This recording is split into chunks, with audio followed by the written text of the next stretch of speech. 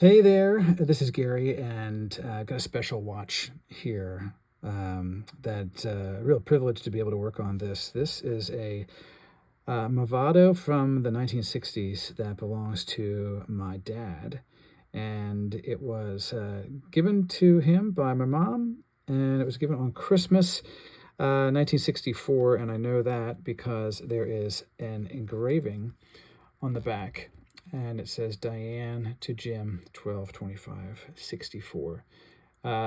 Really cool. I've known about this watch for a while. As a matter of fact, I helped my dad get it serviced about 10 years ago, around 2015, and it hadn't been serviced, I don't think, in up to that point. Hadn't been running in a while. And he wore it for pretty regularly since we had it serviced. But now it needs a little bit more attention. And so just want to call out some things about about this watch. I actually haven't seen too many examples of it online. It's a Movado Kingmatic, so it's an automatic watch. It is gold, and one of the interesting things about it is there is no back access. It's a one-part case. So pretty neat, pretty sleek because of that. And the way you access the watch is you have to take the crystal off, and then you can take the movement out of the front. And because of that, has a unique feature in that the crown is a crown and stem. It's a two-part stem.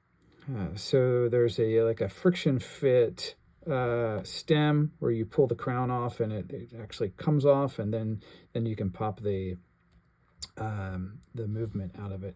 You can see as I turn it back and forth that the second hand is running. So it does run. You can see it's dirty here, but that will certainly clean up. And the crystal.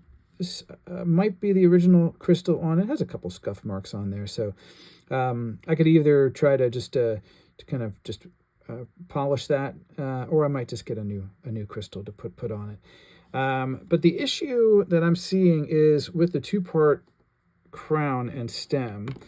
And let's see if I can show you here. So obviously you pull it out to be able to set the time, and you can do that. Like that. And if you push it in, it's just a weak connection there. It kind of just falls back in rather than a nice click. So I'll take a look at that, see if I can maybe fix that on the movement. And if I push it in, if I just turn it this way, let's see here. If I can, yeah.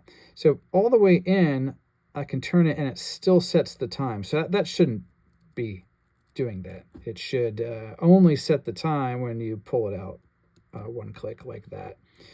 So the first step here is to remove the crown, and it feels a little counterintuitive, but I'm just going to use my fingernails just to try to dislodge. Yeah, there we go.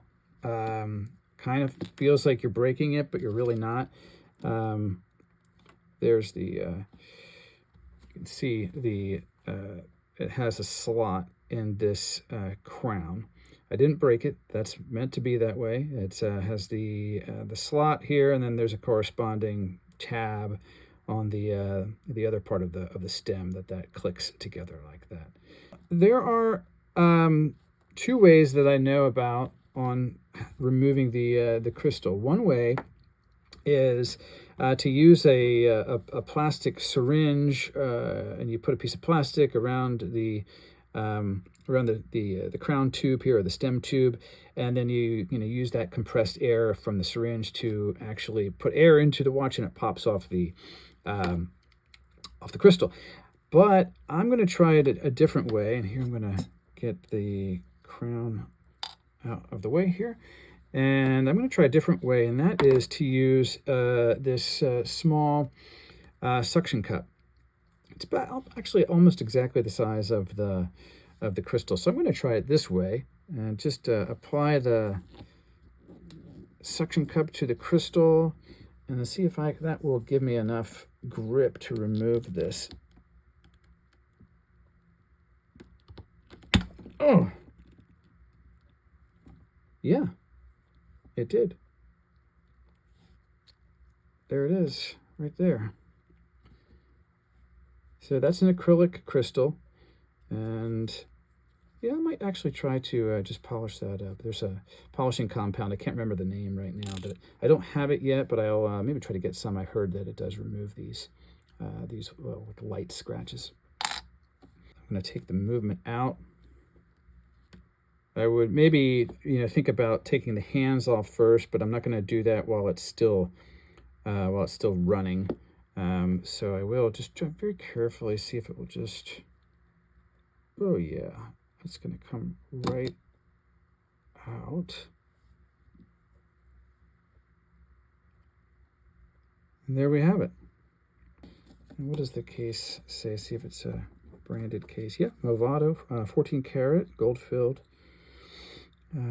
USA Movado, and then the serial number there.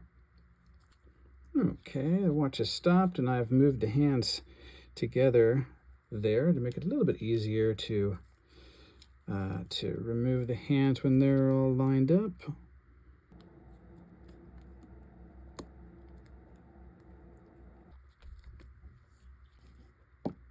Very gently. That one is very close to the dial face.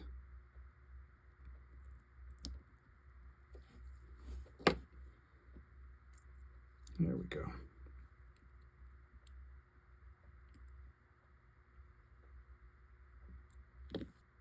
Looks like that is ready to come off.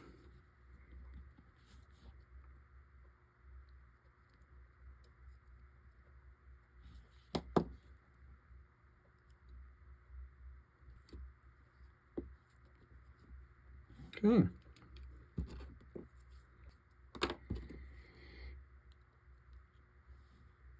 Okay, well, we'll put that in a very safe place.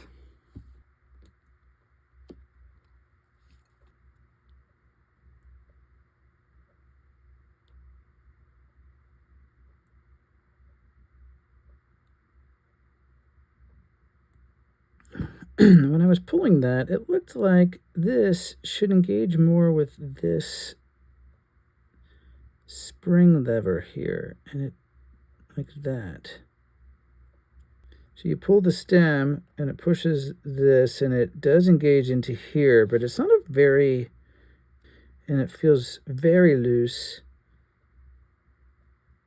almost like the spring is not being applied correctly. There's a spring there, but oh, I wonder if that spring is broken. Something is off there now it's not engaging like it was just okay, there it is. It's going back in. But this spring here should be putting tension on this pivot here, and look at that, it just broke. Did you see that? So it was broken. That spring was right there, was broken, and now it was broken like maybe half of the way, and now it has just completely broken. It's very tiny. Let me use my small tweezers to remove that piece right there.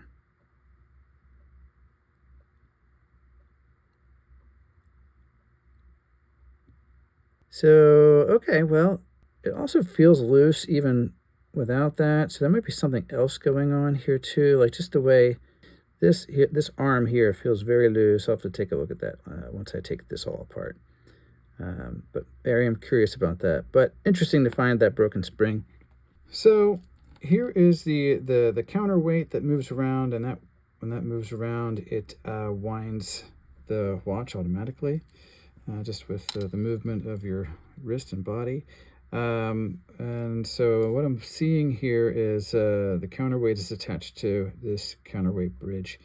And it looks like it's just that screw and that screw. And I believe then the automatic works will come right out.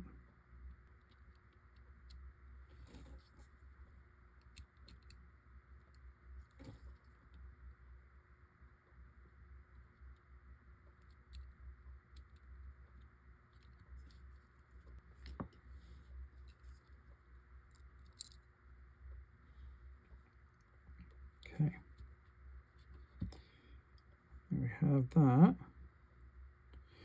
So that's all of one piece. I'm going to leave it together for right now, and I will probably take that apart to clean it and reassemble it, but for right now, I'm going to set that aside.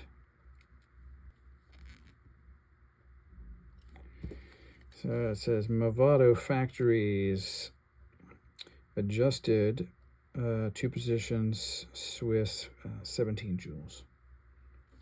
So you can see there's the escapement wheel, like a center escapement wheel. That's interesting. Okay, just thinking here, I do need to let the spring down in the mainspring, but that must be on the other side of the movement to do that. One of the things I'm seeing, remember I said how this arm here looks very loose, and it said, look, see if I just move this back and forth. Okay, great. I just don't know, that would make no sense to me that would just be in there loose, because usually what is attached to another plate here that's screwed down, so that way it provides resistance. It acts like a spring, but right now it's just loose in there, and that I'm just actually going to take it out. Okay, there it is. Yeah.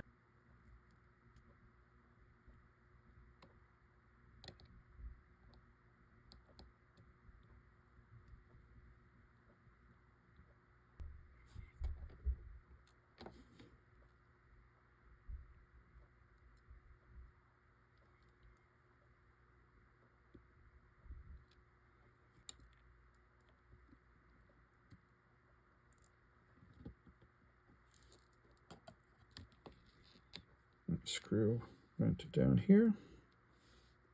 Now oh, here it is. Yep. Here's the broken part. So 2 broken parts. Wow. Okay. So that arm belongs on this. That's what it looks like. So I'm going to need a new one of those. And that's why, yeah, it makes sense now. With these 2 broken parts, no wonder the crown and the stem felt really loose and, kind of undecisive. So that that answers the question. Now the question becomes, can I get these parts?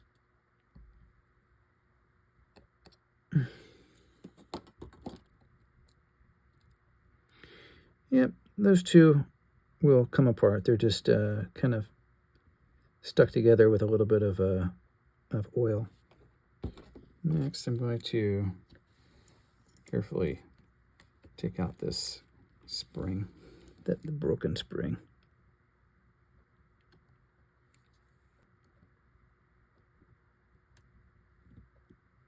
There it is. Still a little perplexed on how to let down the barrel, but it doesn't appear that it has much tension on it. Turn it around here and see the balance is not spinning right now. It had been, though. Yeah, you can see the balance is spinning it, but it's not moving the escapement wheel forward. It's just moving it a little bit back and forth, side to side. Also, the interesting is when I push it, put a little bit of tension on the barrel this way and hold it, the escapement wheel is turning fine and the balance is moving free. But if I let it go, it stops. So just kind of a new setup here with this. Oh, I see. Okay. So I thought I was seeing the barrel from the dial side. This is the barrel, of course. But then there's another cog here, and that is the ratchet wheel. In this case, the barrel wheel. But it's functioning like a ratchet wheel. I'm teaching myself this as I go along. That's why this can be moved. Can be moved like that. Yeah. I'm going to take out the balance.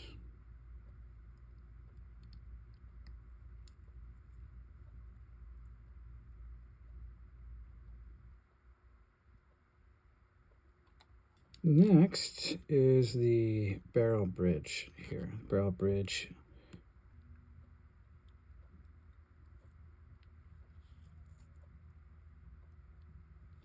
Okay, this is the drive wheel. This is the one that takes the energy from the automatic movement and then translates it to the barrel to wind the spring.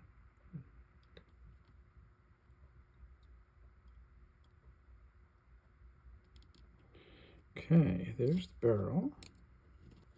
And then what's unique about this is the barrel wheel is right underneath. It's kind of the opposite of most movements, where the barrel wheel would be on top of the barrel on this side of the movement. It's actually on top of, you might want to say, on the bottom of the barrel. The bottom of the barrel.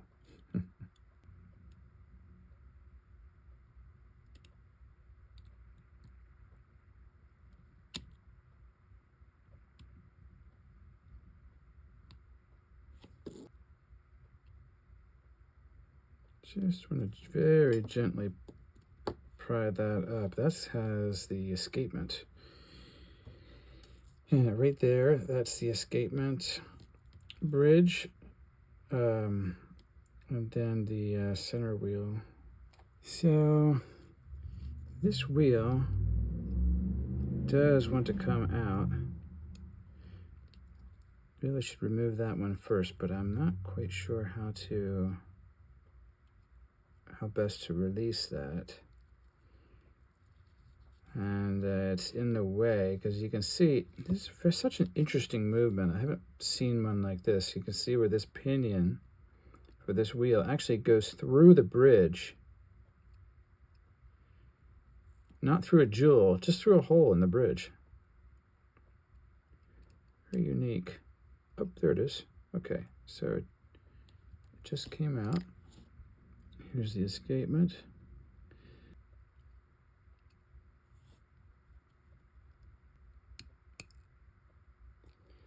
Okay, there, that's the screw actually just popped out.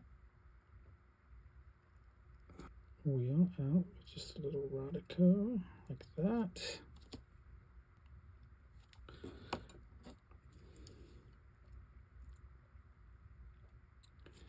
I really feel very very much in new territory with this watch. It is so different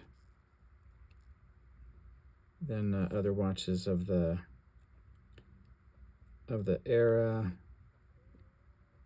especially for one that it doesn't have any complications other than the automatic. It doesn't have calendar or date function.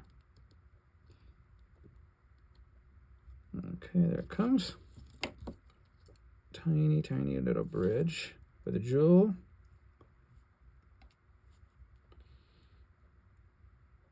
And we're going to take out the pallet.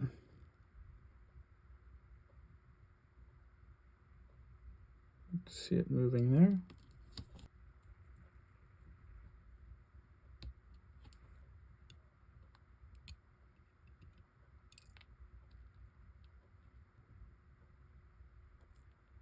It's just right in there.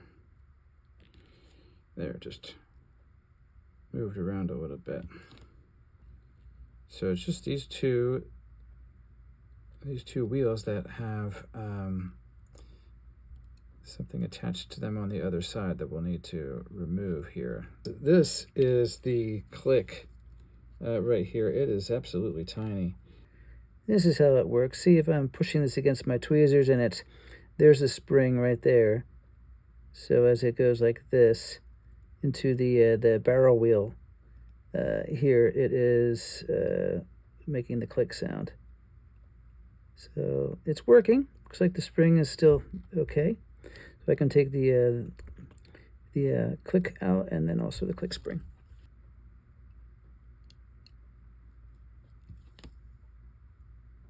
Okay. Okay. Let's turn this over and see if I can get these two wheels to release. Oh, yep, one just released. Which one was it? In a lot of watches, this would be your second wheel, where the second hand would be attached to that. And actually, this, I think it is in this watch as well.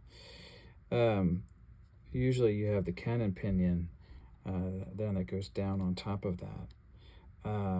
Here in this watch, the cannon pinion looks like that this is just always in here. Yeah, I think it's just part of the, looks like it's just part of the plate. It's like a hole in the plate. And so that long, slender piece right there that my tweezers is on just comes up right through that. So when I turned it over, it just fell out. So that's one. Great. One of the two. And the other one, right in there, that's interacting with this intermediate wheel right there. And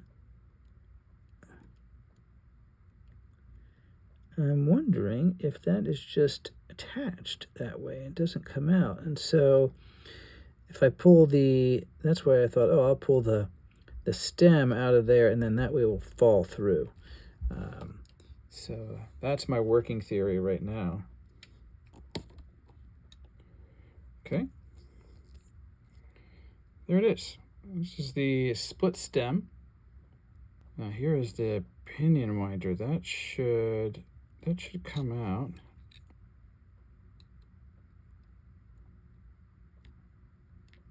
Yep, and now it just came out.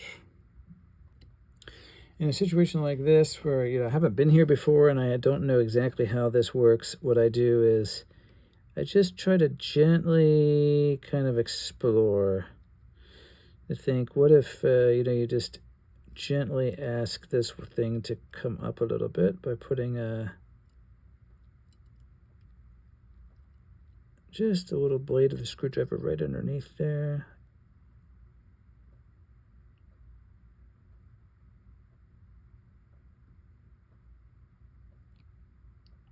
I actually think that is starting to come.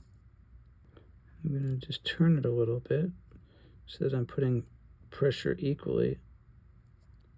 It actually is coming out. I can see it. If I took a pin and put it in there, I'm going to put it right in between that, right in that wheel. Give it a little push. There it is.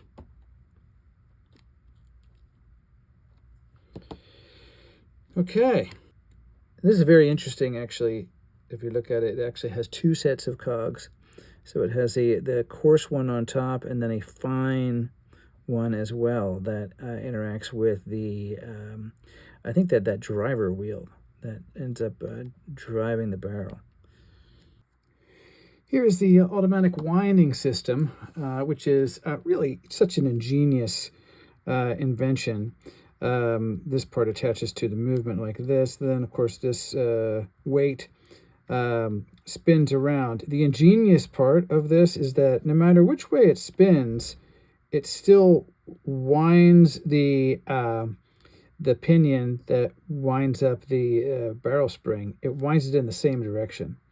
It's very counterintuitive, but it's just the way it's engineered. If I move it this way, it's going to still wind it to the right, and if it swings this way, it's still going to wind it to the right. This one is branded with the Movado M. That's kind of cool. That's kind of cool design there. So I'm going to be taking this apart so that I can clean this. I moved it to my anvil here to hopefully get a better foundation for unscrewing this, because I need to put enough pressure on it to turn the screw, but I don't want to have anything to flex too much. Okay, I think that is it. There we go.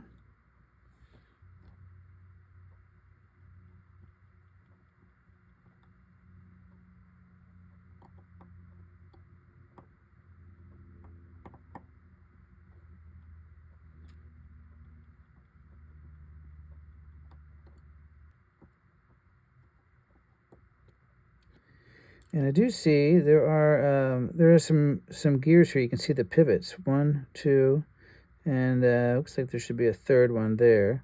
Oh, I think that slipped, so we will need to line up these pivots. So hopefully that's not too much of a challenge. Okay, there we go. Yep, a pivot point right there, and a pivot point right here. And a pivot point right here. This does look pretty dirty, so I think we're on the right track to take this apart to get it, to clean it up.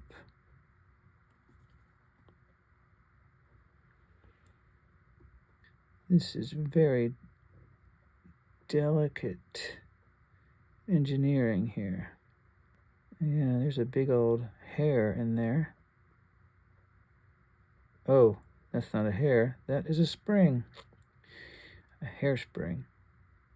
Again, so glad that I am recording this, because I will definitely need to go back to this as a reference to see how this goes back together. Very easy to take things apart, and it is another story to get them back together without breaking them. This piece looks like it, yeah, it is, it's together. I usually don't always show this in my videos, but this is how I go about cleaning my parts. I just have a little, it's isopropyl alcohol, 90%, so that means it has only 10% water in there. You just really don't want to use water, so this is mostly alcohol. And what I use is just take a little brush and then just brush the parts. This is the winding pendant or counterweight, so I can kind of put some pressure on it, but the smaller parts, like especially like the wheels, I just barely touch. Really, it's just a matter of them just being in the liquid, which will remove the dirt and the screws there. So here's a delicate one. Here's that pivot with the hairspring on there. I'm laughing because that is an incredibly thin spring.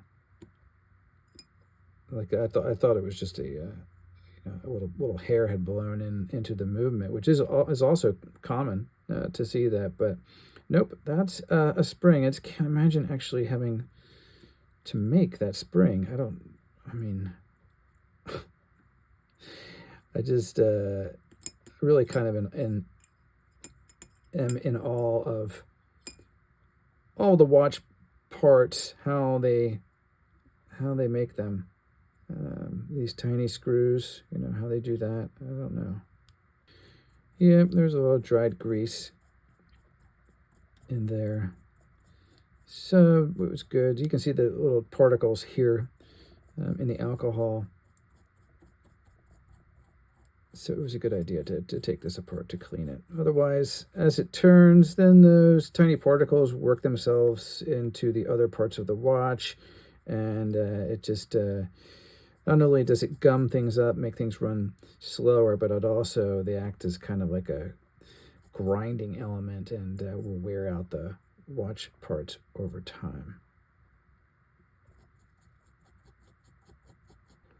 Just got to be very careful. These have little pivot points on there, and if you push too hard, you could possibly bend them or break them, and I just certainly don't want to do that.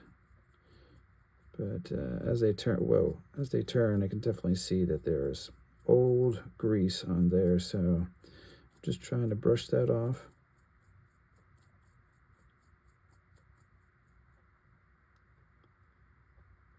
And turn it and do the other side.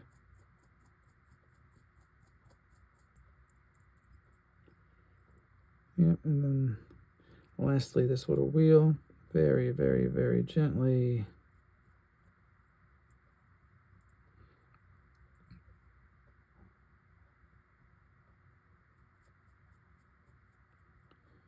when I hold it like this, I don't even put my pointer on the wheel. I put it in between the gap, or in the gap in between those spokes there, so that I'm not putting any pressure on the wheel. That's why I can move around there, but I can only move around the point. That's it. So that's how I do that. Wow, you can see all of the dirt particles there in the alcohol. So that was good. A good result to get this movement clean, and this automatic section of the movement. And so get that back together. So everything's all clean now, and I'm going to reassemble this automatic works assembly. And I have the parts laid out here. If I went ahead and put the wheel back in, as you can see, that that's right in the pivot, and it's actually not touching this cog here, but it'll interact with this reversing gear. That's going to go right in there, and that's what I'll put in next. And that got pretty close. I'm just going to bump it in.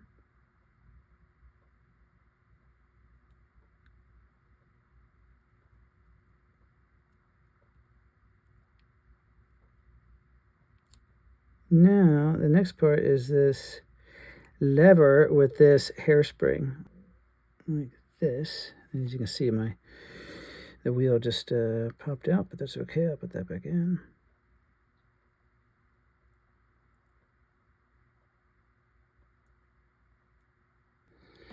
Like so. I have everything in place here. The hardest part was this pivot here with that hairspring, because it has to go in between this peg and this other part of the plate there. It just has to kind of go right in there, and it has tension on it. But you only are able to get the bottom pivot in until you put the top plate on, which is next. So we'll just give it a try and do my best to try to keep it as still as possible. What I do is just line it up as best I can without touching it, and then just carefully set it on there.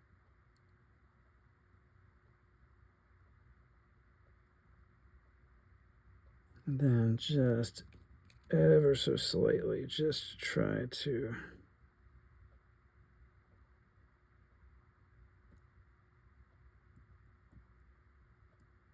I got one in there, and I have that one in there. That one's in.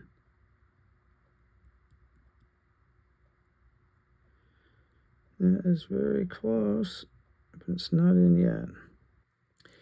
After trying for a while to put this top plate on here, I made a discovery, unfortunately, that this wheel is missing the top pivot.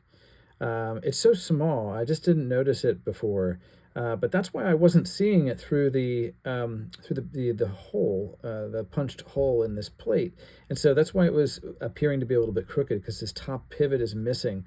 I'm pretty sure I didn't break this.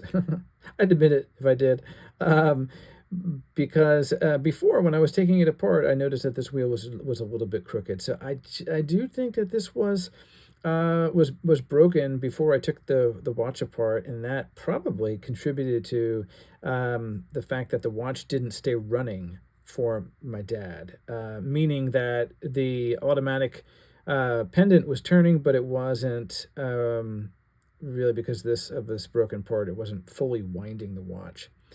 I did find online this part sheet here from emmywatch.com. And this is a part sheet for the Movado Kingmatic Movement 395E. And as you can see here, here's the parts listing for the automatic bridge. So there's the automatic pendant there, and there's the plate by itself. Here's this the lever with that hairspring, and here is the wheel. It's this wheel right here. It's number 1480. So that helped me in looking, just googling on eBay or searching on eBay 395 1480 to give you an idea of how small this part is. Here's my finger, and my fingernail, and so this is about 1/4 of the size of my fingernail, this wheel. So that was, a few days ago, and I ordered the part. It came in the mail. I ordered it from Kentucky, and it got here, and so here is the part. I've opened up the package already, but it came in this envelope. I just think it's so funny. You get a big envelope in the mail, and this tiny part is inside. So here it is. I'm going to put this on my cushion here. So you see, yeah, Movado 395. That's the movement best fit. This is new old stock, and the part number 1480 is written right here, 1480. So it always makes me a little bit nervous when this came all like this. I guess look how old that glue is there. It just kind of came apart. And yeah, they pack these in wax paper, and I'm glad that the shipper put it in this bubble wrap, because there's the pivot right there, and so it just have to be. I mean, hopefully someone like this didn't go through any mailing machine, or didn't get, if it has another heavy package put on top of it, it could easily break these pivots. So this was actually I think this is true, the only one I found in the United States. So, okay, so far so good. I'm seeing the pivot on the pinion there.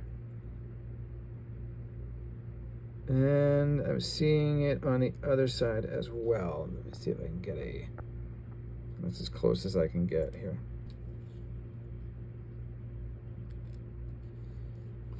You get a little contrast there.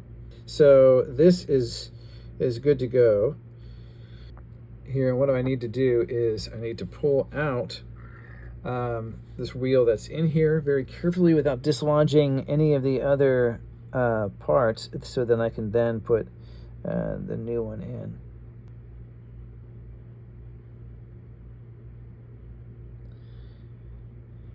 Yep.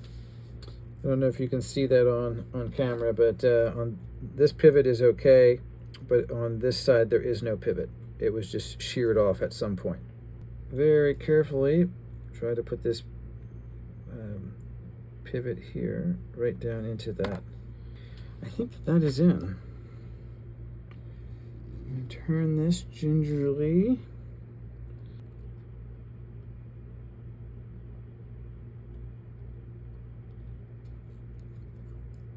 So I have had a closer look here at this, and I am very satisfied that all of the points are in the holes correctly, and everything is running very smoothly. I'm going to tighten these screws down.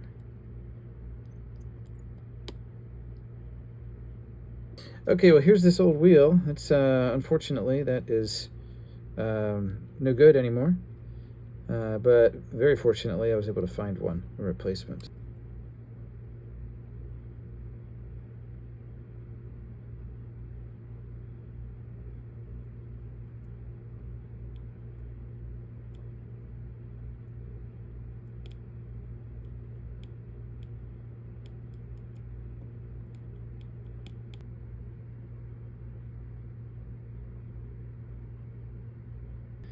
And there I can see, as I'm just turning that it is moving the wheels.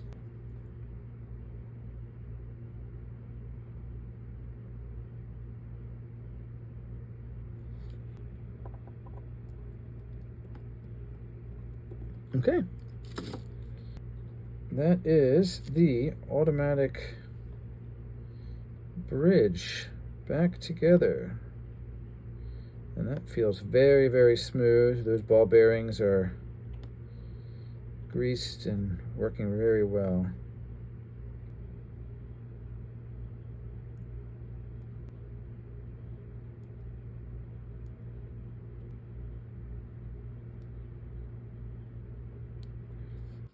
All the parts are clean and dried, and we are in reassembly mode here.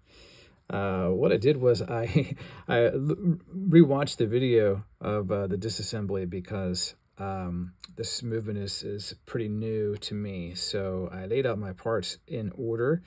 So hopefully I can get going here and put everything back in the right order.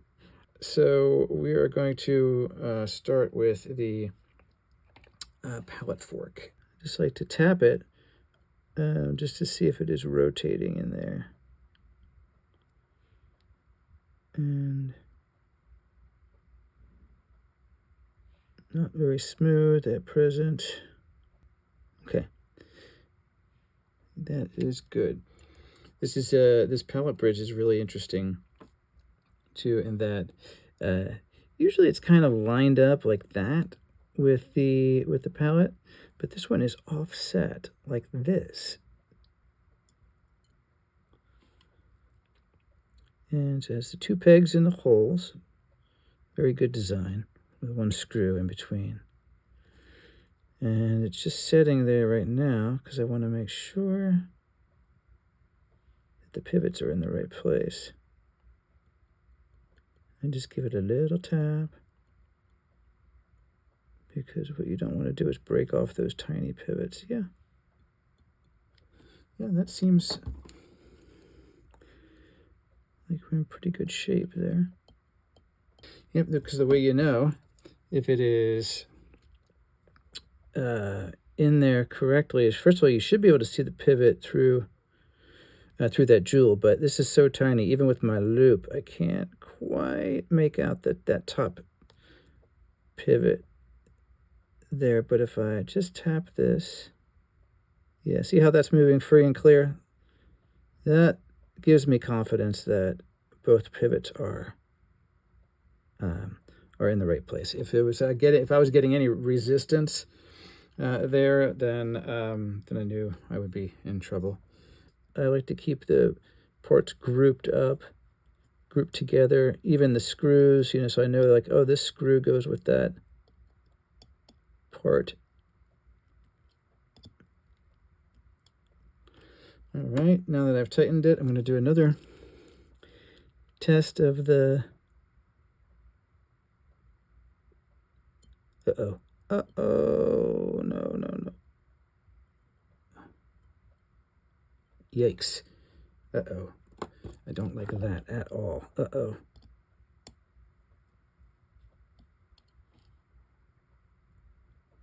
I don't know what happened. Okay. I'm not panicking, but I am concerned. I need to release the tension on that because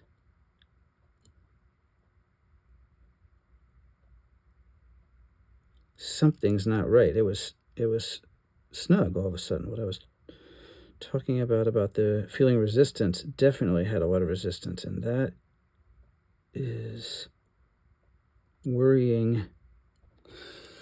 One little trick to see about this top pivot is if you can take your oiler and you can sometimes feel the pivot. Yeah, actually I think I see it and feel it. Yeah, you can see it moving around in there. Oh boy, I hope I dodged a bullet there, because usually you don't get a second chance if you accidentally tighten things down too much. It just breaks the pivots. They're very, very fragile.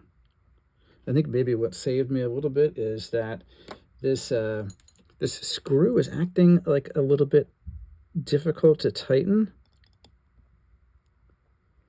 Okay, this screwdriver is better. Okay, I'm gonna not tighten. I didn't tighten it too hard, just a little. I think I did dodge a bullet there. Wow. That is a horrible feeling when you, you think you have it in the right hole, and then you go to tighten it down, and you get a sense that it's crunched it. Yikes. Moving on now. Normally the escapement wheel would be next, but this one's a little bit different, as I was saying. And so what's next is the seconds wheel. Here we go. And there it goes.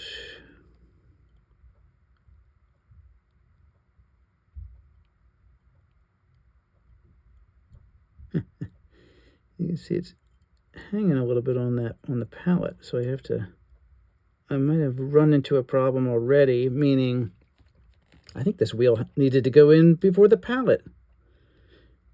It has such a long post on it here that I can't. Normally I'd be able to kind of slide this underneath the pallet stone, but I don't know if there's a way of getting that pallet out of the way. Shoot, okay, my first roadblock. All right, well, okay, that's a bit of a setback, but not a problem. This happens, I'm not going from a schematic, I'm just going from memory, and just, like I said, rewatching the video. Whoa, that came up, the screw and the bridge came up together.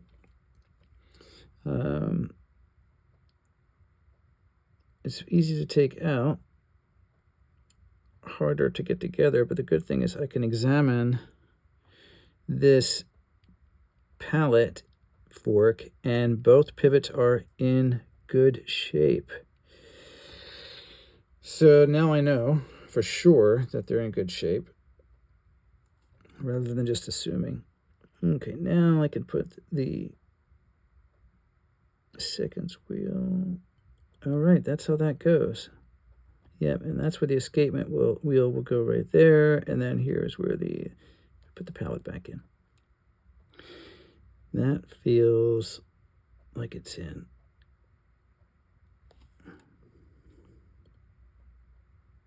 Just want to take extra time with it.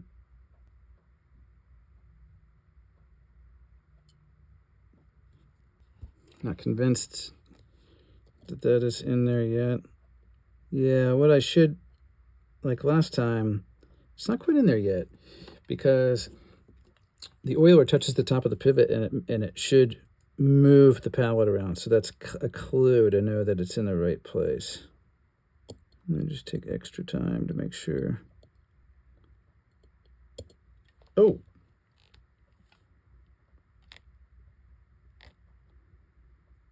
Okay, just pop the bridge off. Line that back up. Now I'm going to get the bridge.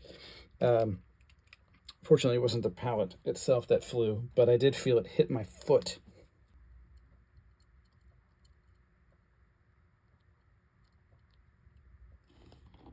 Okay, so that doesn't pop out again. I'm going to go ahead and put the screw in. Just till I first feel resistance.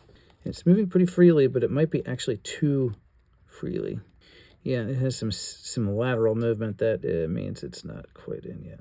If you look at it from the side, yeah, I can see that it's crooked. Well, after examining this, I remember when I said earlier that with these these pivots that you don't usually get a second chance. And unfortunately, what has happened with this pallet fork is that the top pivot has sheared off. After I had to remove the pellet bridge again in order to get that wheel in. I looked at it and it was intact. It was there, but I don't know if it maybe had just been damaged and was still hanging on. But then I think when the pellet bridge flew off and and actually hit my foot, I think maybe the process of that coming off may have either sheared it off then, or just kind of like finally was the final blow. But here I'll show you. Here's the pellet fork, and here's the bottom pivot. You can see that that is still intact, and then over here on this side, the top pivot is not there, and so that means this is trash, unfortunately, and I have to get a replacement one. So now this is the third part that's broken. Of course, the setting lever was broken, and the spring was also broken for the setting mechanism, and then I broke this, so I'll have to get a replacement pallet fork I went ahead and because I can still work on the rest of it, I thought I was recording, and it turns out that my my camera wasn't on. But I'll show you what I've done so far. It's basically just working on this middle bridge. So here's the seconds wheel right here. All I did was add 2 more wheels. I added the intermediary wheel right here that actually comes up through the middle bridge. You can see that there. And then also the escapement wheel right down there. And then I put the middle bridge on. And what's really cool about this is if I push on this intermediate wheel here, you can see it goes all the way through to the escapement. I just love watching that, just to see how, if you just push this just a little bit, see how that escapement wheel really goes. What I can do now is I can put the barrel wheel right in there, and just put just a touch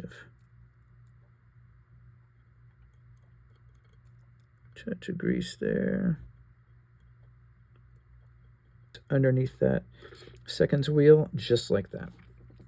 Then I'm going to put in the barrel next, and then I can put in the this side wheel assembly.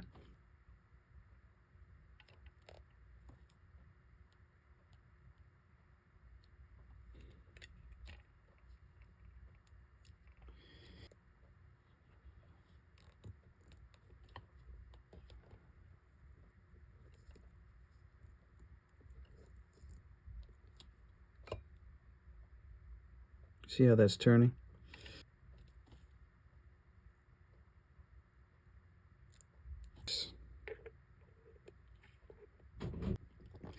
Yeah, I think that is good. Take a look at it here. Aha. You know, this is why I always double and triple check things, because what I see, I don't know if you can see that here, is that the even though I pushed down on it, maybe I just didn't have it lined up right in the press, because the it's flanging up on the one side. So that means the cap didn't go in all the way. And press it a little bit more on that side. Ah, there we go. Now I heard the full snap.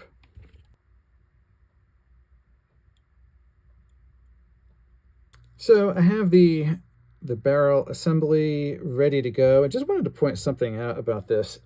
I have not seen a movement like this, and it really shows the precision design of this movement. So I put the barrel wheel, as you know, right down there, and it's right underneath the seconds wheel. So check this out. So see this? This will go down like that. But you see how this is? There's a high point here, then a low point. The edge of the seconds wheel goes in between the barrel wheel and the barrel. It's made to run or turn in this indented area here. I've never seen that before. So it's actually like sandwiched. It's like if this is the top piece of bread and that's the bottom piece of bread, the brass wheel is the kind of the meat of the sandwich. It goes right in the middle there. I just thought that is just really impressive. I mean, the tolerance is, to make that be able to work, the tolerances are, I don't even know how you calculate that.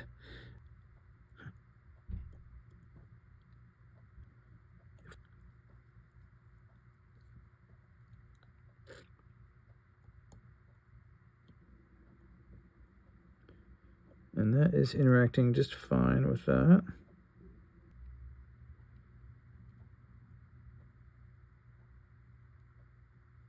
Now the barrel can go on. Very close tolerance there too. These the cog on the barrel just clears this plate right here that we just put in. And you can see I'm just testing this here by turning this. It's going all the way, movement's going all the way through to the escapement.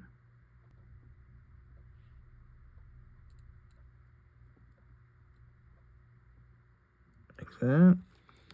So now I can put the setting screw in its hole. And this goes right here, right here. This is where the stem goes in, and then the setting screw goes right here. Yep, pops right in there, and then that attaches to the setting lever on the other side. And then my click is going to go right in there and engages with this click spring that I wasn't able to remove, or I decided not to move.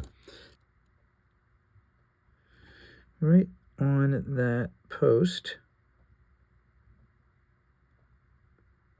Okay, I'm going to put the screw in there. I'm not 100% sure whether it has engaged with the spring yet. I actually got that screw in there. I'm almost sure that this is not the right order, that you would want to have put this in first before you put the barrel in, but we'll see. If it's engaging with the spring, then I guess it's okay.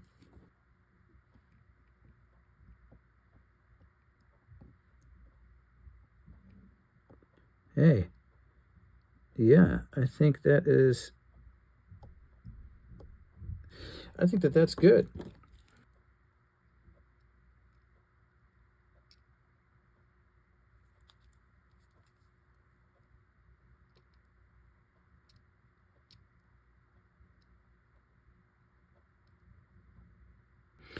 So far, so good. I see that one for sure, and that one for sure as well.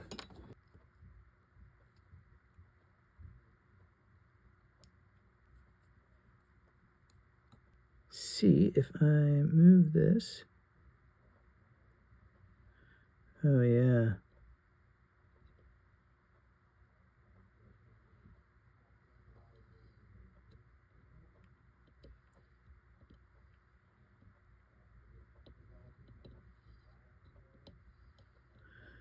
That looks beautiful. See how the bridge covers this setting screw here? Covers that flange there, so that's in there. The click is in. The click the click engages with the barrel wheel, and that I'll need to wait on the testing of that until we get onto the other side with where the winding mechanism interacts with that. What a neat result to be able to see that together. Well, I got a part in the mail here, and it is this setting lever.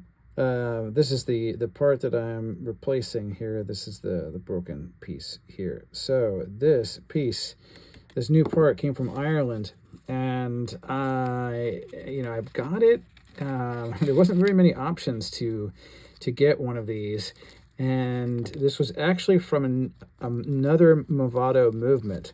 The movement I'm working on is a 395. This one is a Movado, says Movado 380 movement. It says it's supposed to fit, and this one is, say, a 445 is the part number. The part number is the same from movement to movement. And there you can see it's in the bag there. So when I get this out, this is the moment of truth. I really hope that this fits. First of all, because so I don't have to wait for another part, but also because there are not a whole lot of options to find parts for this watch. So, oh boy, that is very close. Let's see here. Okay. It appears to be close. This looks a little bit wider than this one right here. So the only way I'm going to know if this will fit is to actually put it into the watch. But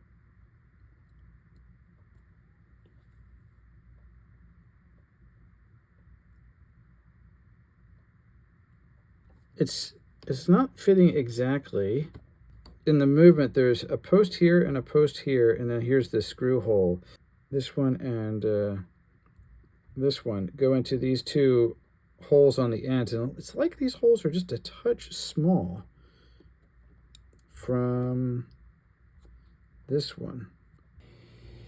So here's what I'm going to do. I have a pin vise or a mini drill with a little drill bit in it, and the drill bit, if I take the existing piece and if I put it into this, it goes right through the hole, meaning this hole was bigger than this one here. And then if I take this one, it doesn't go through. So I think if I just drill out these side holes, they'll fit on the pegs. I'm going to show my progress here so far. So I've been using the mini drill on this hole here on the right. And you can see I'm not completely all the way through it yet, but you can see it is already quite a bit bigger by comparison with the hole on the left. This is what it looked like before, and this is now where I am currently. I'm getting close. This drill bit is not the best, so it's taking a lot of time to try to get through this. I'm also using, I have a round file, so I'm using this a little bit too, but if I use this tip is too wide. So if I use this to go all the way through the hole, it'll make the hole too big, and then there's a chance that it could wiggle in the movement. So I finished here. So I just wanted to show you this and give you a comparison. You could see these are the two holes that I was working on to enlarge. They were pretty tiny. And you can see this is what the original one size was, and so you can see I'm pretty close to that size. I've just already pre-fit it on here just to make sure it would work. And it is going on. So we are ready finally. I mean, that took a while of trying to drilling and filing out these tiny holes just to customize this part. But I'm ready to go. So let's do it. Here is the movement. Here I'm going to work on the keyless works here. So we're just going to put this together piece by piece. I'll go in like that.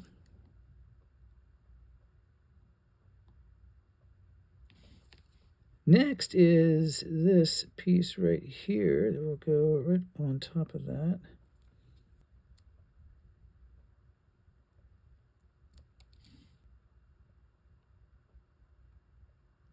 It's a little strange that this piece is just slightly movable, so I'm going to leave this loose for right now.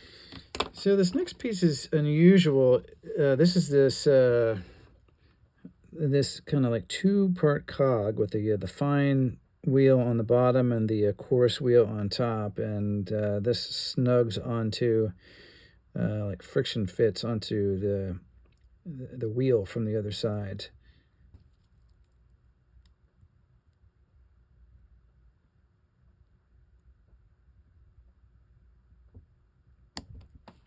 Like that.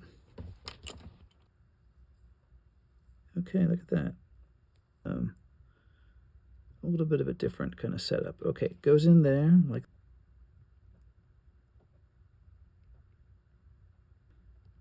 first the washer.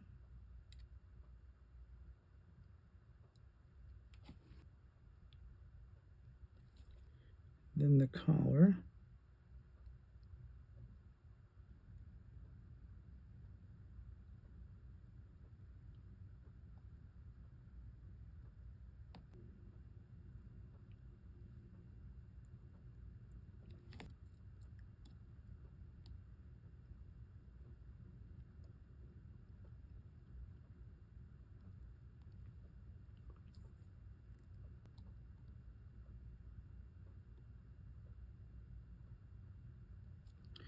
You can see how that interacts with the barrel wheel. There we go. It took me 3 times to get that screw on there. So that engages nicely, and then this also engages, and that does engage with the bottom part of this, kind of like, I'll call it a two-part cog. This is the spring screw here, and this is the spring that was broken. This one. This is the part that was broken off right here, and this was on the other side. So, but if I just turn it around, I think then this screw will still be able to use it. It just needs to put pressure on this part of the of this piece right there. You have to hold this and then also just click this into place.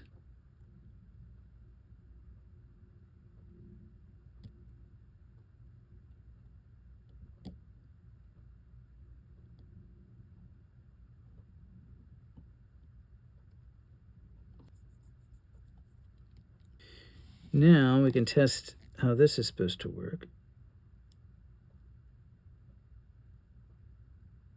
Like that. So next I'm going to put the stem in.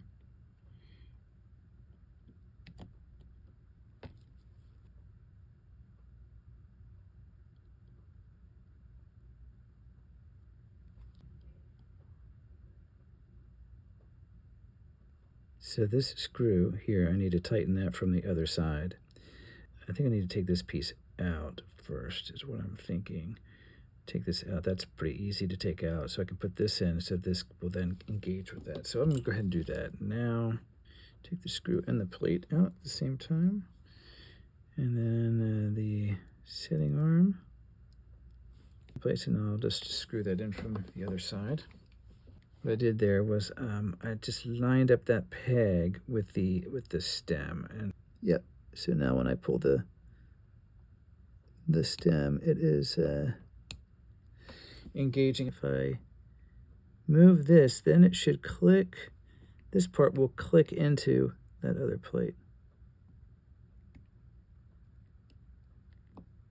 like that. Moving on, I can put the setting arm back in.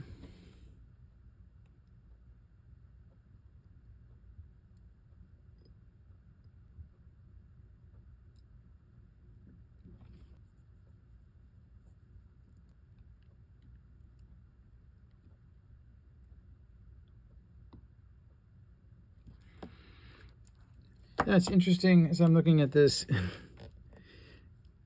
I'm actually wondering exactly why this is needed. It doesn't seem that it's really doing much at this point. When I push this in, I guess what it does is it just keeps the setting lever in place. Just puts enough pressure on that right there to you know, keep it from moving. I guess that's what it is. But it's very interesting to think that why it broke, because why the other one broke, because it really has almost no pressure on it. Now this wheel will go right in there, and that has a bracket to hold that in place. The two very tiny screws.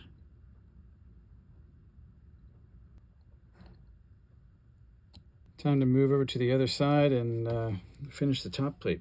Here's the pallet fork. This is the one that had the pivot broken off, and here's a new one. Was able to find one in France, actually, and it was the only one I could find, and it was kind of expensive. Actually, the shipping was expensive, but that's okay. And I'm glad they put it in this plastic box and rolled it up in this bag. And I just have to be so careful here. Okay, I see it. There it is. Okay. Is in good shape. And the other side as well. Great. Let me take my time here, go very slow, very slowly. It's going to go right in there. There's the pallet gates right there.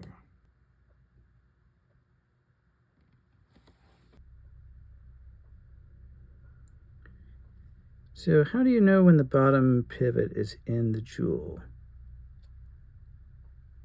As you're doing it, you can maybe just see it just drop slightly, meaning it's dropped into the hole.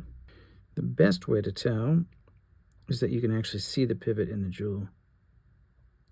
That is very close. I'm going to use another light on here to see if I can see the point. That looks like it is very, very close. And so now what I'm looking for is if I can see the top pivot through the top jewel. Just put the screw in just enough to, I mean, not even tighten it. I'm just going to put the threads in.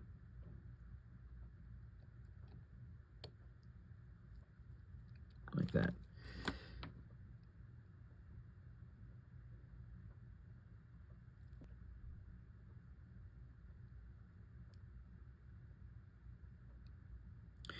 That's a good sign. Okay, so I'm putting that in there, and I don't know if you can see that, but as I move the oiler, yeah, see that? As I'm moving the top of the jewel there, the pallet fork is moving. So that's great. That really gives me a lot of confidence because the pallet fork wouldn't move unless I was touching a part of the pallet fork. And so the part that I'm touching through the jewel is the top pivot. Okay, that's what I would call full tighten. Just putting as much oil on the escapement wheel teeth. So here is the balance.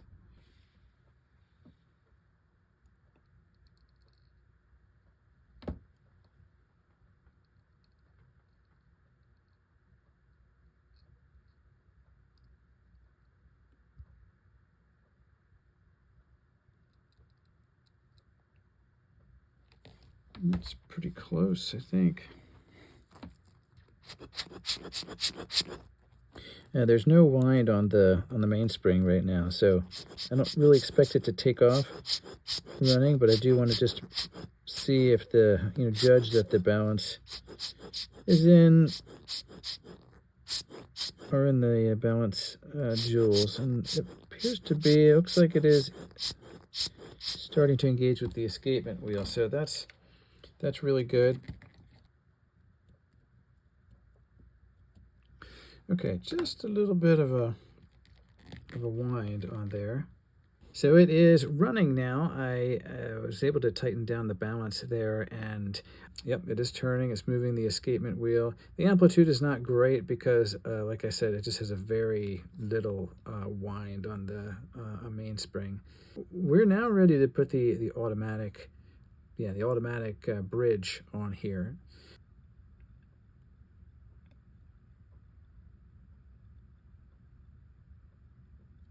Pinion goes right down there in that hole.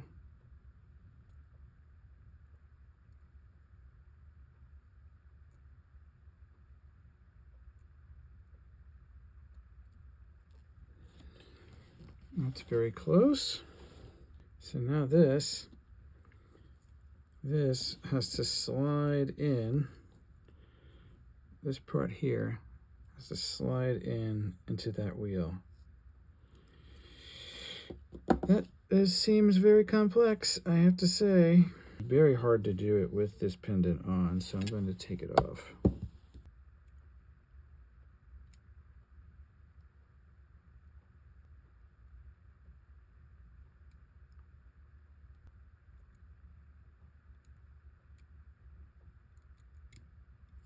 I think that just fell down right there on that pivot right there. Okay. And then the wheel that we just put in is over here.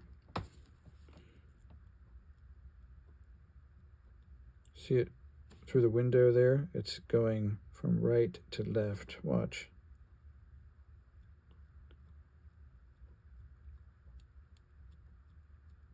So that is turning as it should. That's great news.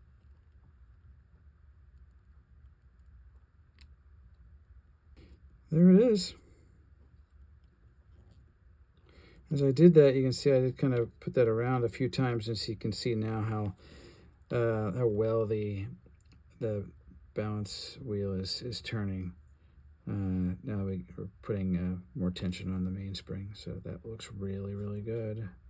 This movement was known for its slim design, and you can really see that there, how slim it really is, considering it has automatic movement. I mean, it's just really amazing, the stacks of wheels in there and how thin it is. It's not much more than 1/8 of an inch, which is, I think that's just pretty amazing. I'm going to go ahead and oil this this Inca block on the top of the balance staff.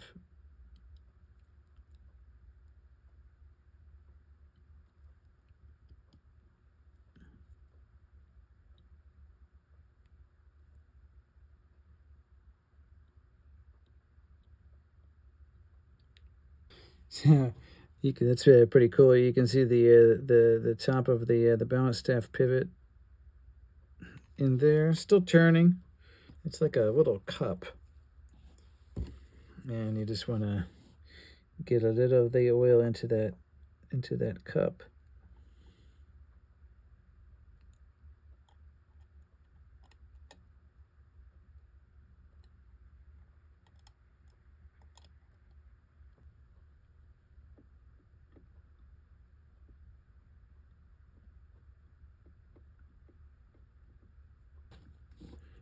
You can see the balance stopped there because it was not quite in right.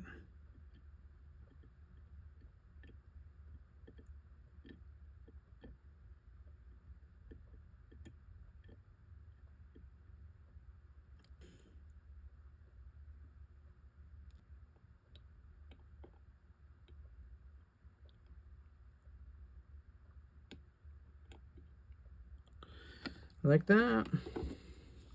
Turning my attention to the case here, and I'm going to just polish this case. It has some some dirt on it that accumulates here on the face just over time. That will come off, and it should shine up really nice. This band is very snug. Okay, there we go.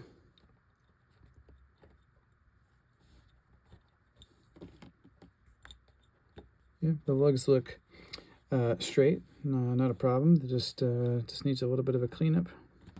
There we go. That one came off really easy. All right.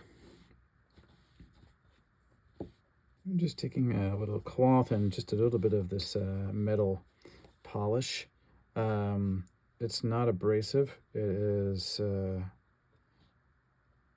just very mild.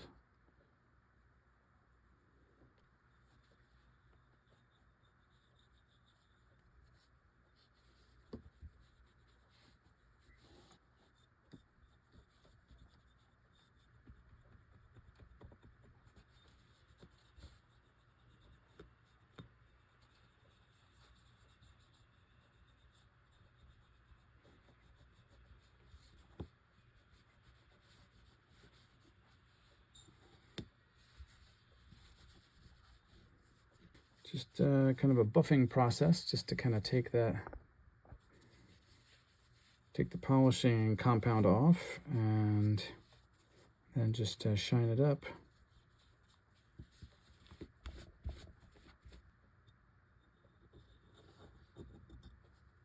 Yep, it's starting to look very good.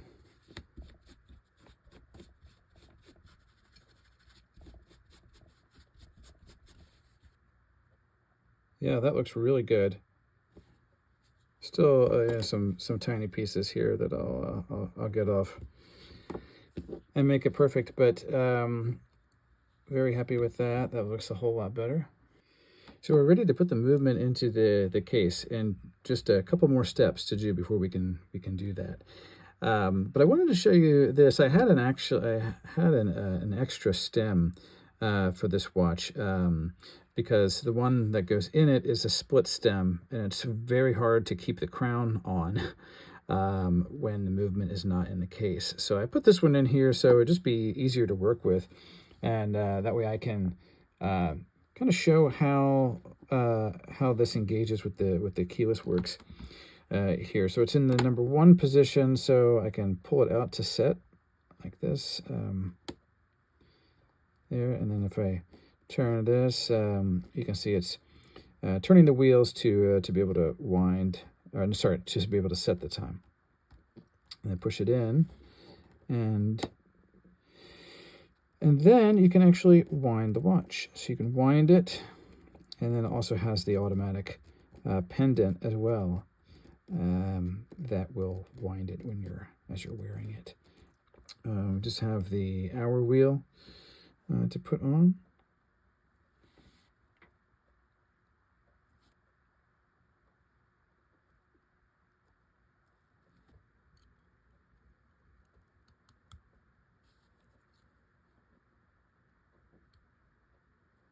I did touch up the dial just a little bit. I didn't really clean it. I just took some Rodico and just kind of lightly moved it on the dial. There was a little bit of a smudge on there, but I was able to get that off. Here we go. Yeah, that will snug that up nicely. Just make sure it's in place. Yeah.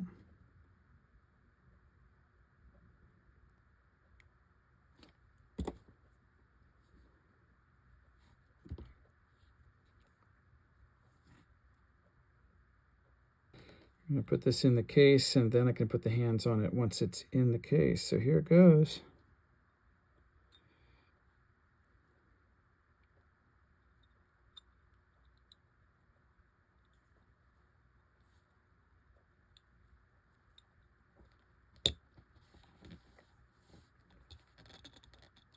You just have to move that around so that the stem goes into its place. It is in.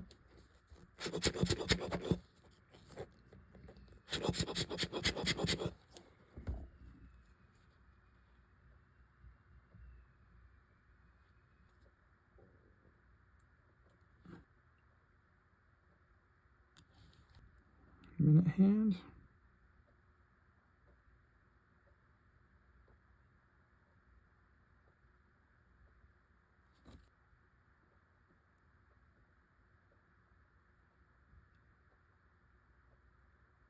I'm just making sure it's lined up in the midnight position.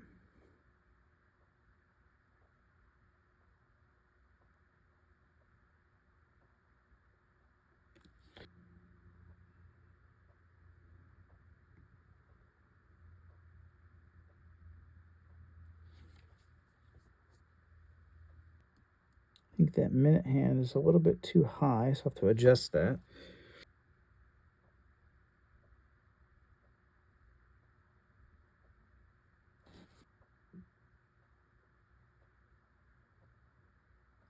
Okay, that's good news.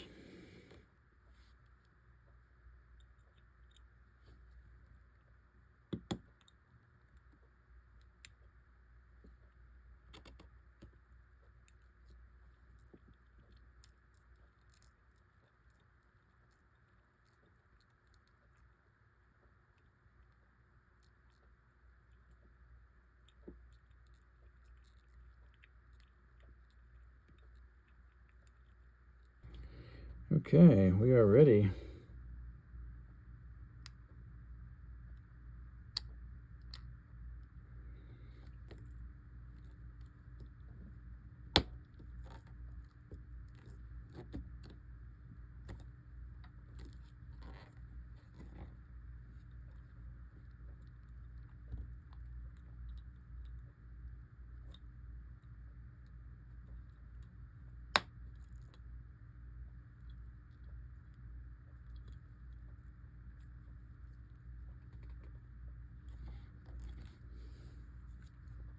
So the next step is a strap. Kind of a dark brown. Always do this from the back just to make sure that there's No scratching.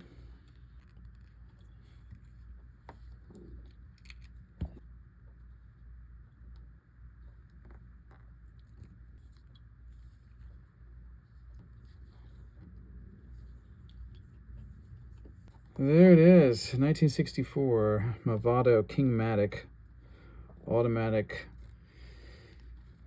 14 karat gold filled. Beautiful watch. So I can't wait to give this to my dad and get this back on his wrist. I think he's really going to enjoy it. Thanks for joining me on this journey as we get this watch serviced and repaired and running again. Great. See you next time.